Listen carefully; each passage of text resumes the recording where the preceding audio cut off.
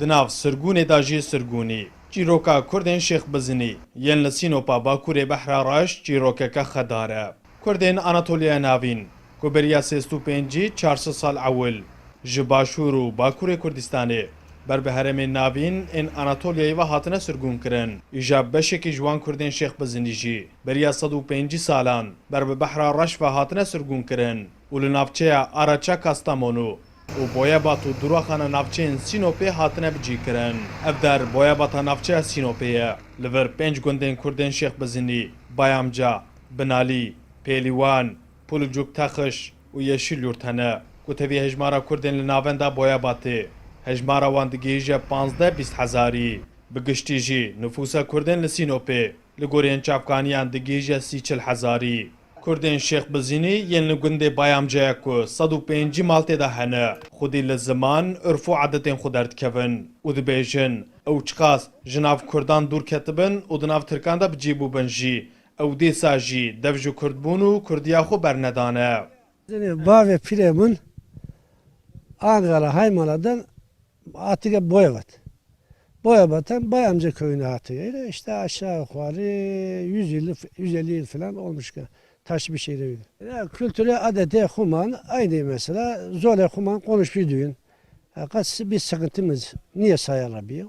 İsmail Balcı Malayê Gund ku Tirkiye Boyabatê ye û 11 sal li gundê Kurdan Malatiyê dike dibêje. Ew jî li vir hindik be jî fêrê Şêxbizinkî bûye û ew gelekî ji Kurdan hez dike. Nasılsınız?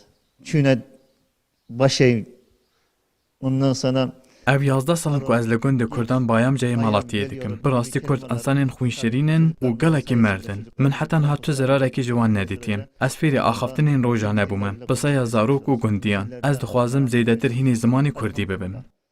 Her çiqas êdî devoka Şêxbizinkî zêdetir Tirkî ketime navê jî û ber bi talûkeya windabûnê ve biçe jî. Gede û zarokên Şêxbizin di nav mala xwe de bi Kurdî qise dikin û stranên bi devoka xwe bi zareke şêrîn distirên.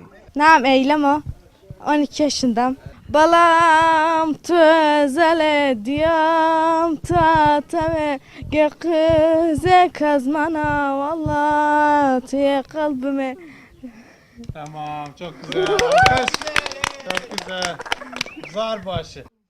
Kurdên Kurmanc û Şêxbizinî ku li Boyabat û duraxana navçeyên Sînopê nişte cîhin, piranî li gundên çiya dijîn û bi cotkarî û heywandariyê debara xwe dikin. Kurdên li vir di rabordû de car caran bûne armanca komên nijadperest û rastî linc û tehdê hatine.